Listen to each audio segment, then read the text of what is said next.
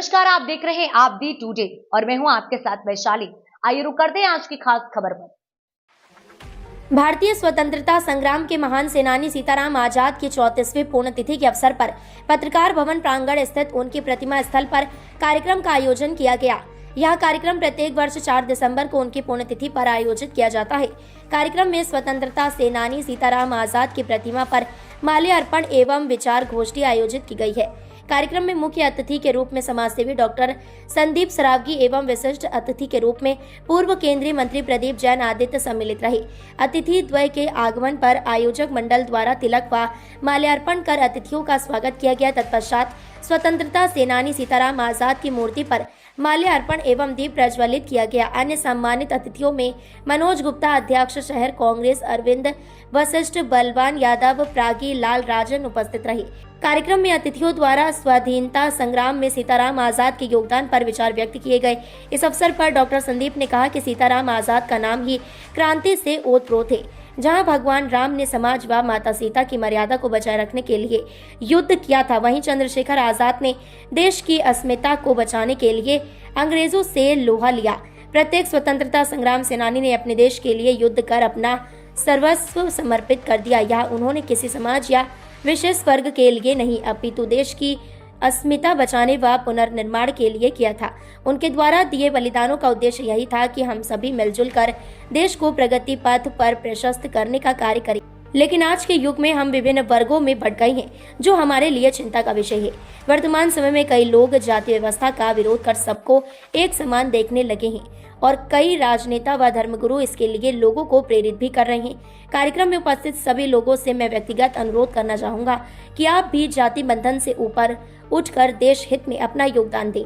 वहीं पूर्व केंद्रीय मंत्री प्रदीप जैन ने कहा, हमने अपने कार्यकाल में पत्रकार साथियों और समाज के वरिष्ठ जनों के सहयोग से पत्रकार भवन प्रांगण में स्वतंत्रता सेनानी सीताराम आजाद की मूर्ति की स्थापना कराई थी। आगे हम जल्दी ही सीताराम आजाद जी द्वारा उपयोग में लाई जाने वाली वस्तुओं के संग्रह के लिए एक उचित स्थान के निर्माण की मांग रखेंगे।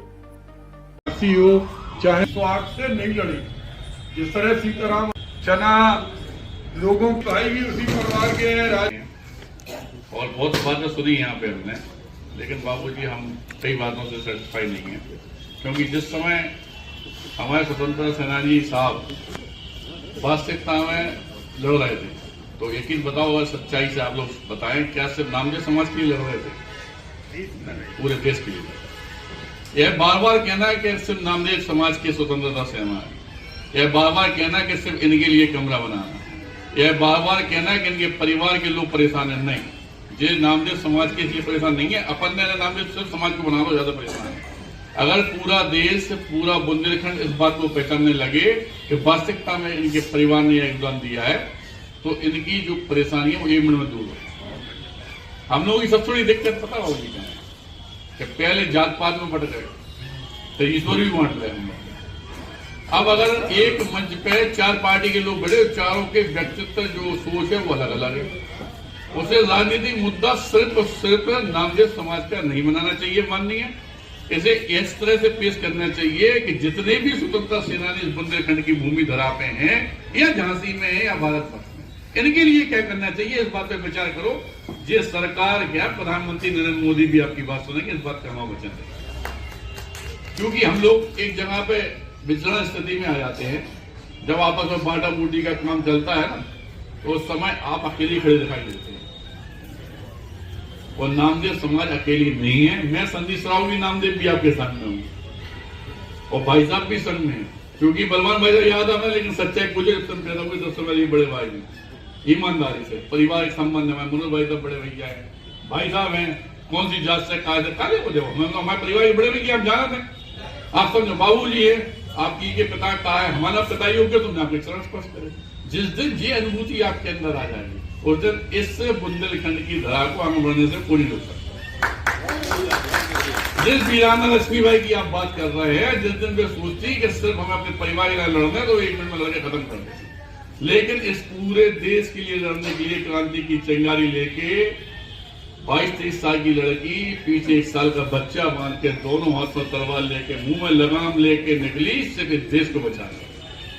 प्रेरणा सूत्र नहीं हमारे लिए, इसी तरीके से अगर आप लोग इस देश की बात करोगे तो आप भी प्रेरणा स्रोत बन जाए।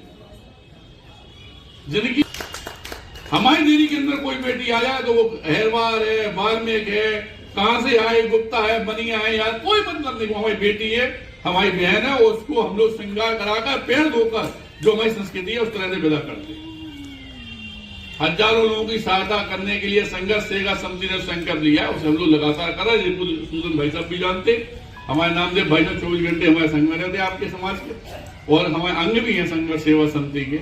और यही बात सबसे बड़ी बात यह है कि हम लोग सनातन धर्म में जन्म लिए, आप समझो बात के लिए, या तो हर चीज की पूर्ति कर सकते हैं अपन, ईश्वर भगवान सब अपने संग है, कार्यक्रम में जिसके भगवान वो साथ अपने संग है, सबका आशीर्वाद है। हम लोग बढ़ना नहीं है, बढ़ेंगे तो परेशानी पड़ेंगे, इस बात को पक्का मान लो आप। एक कमरा बना, और भाई साहब बना जानते हैं कि तन मन धन से पूरा सहयोग करने वाले, ताकत के साथ, कोई दिक्कत नहीं।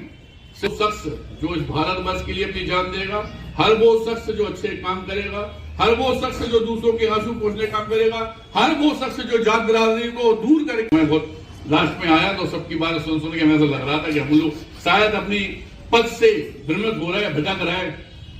नहीं समझे, जिस आदमी ने अपना पूरा जीवन इस देश को दे दिया यार, वो नाम दे समाज का छोड़ो, सरावगी समाज के लाना दो, यारा समाज के लाना दो, एहरवार समाज के लाना दो, कोई समाज के लाना दो, जीवन दे दो, और सब समाज के आदमी इस मंच पे दिखना चाहिए।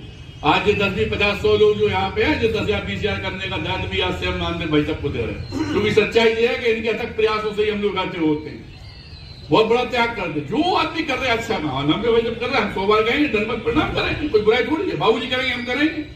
हर वो शख्स जो अच्छे काम करेगा उसके संग में अपन, धन्यवाद सभी लोगों को।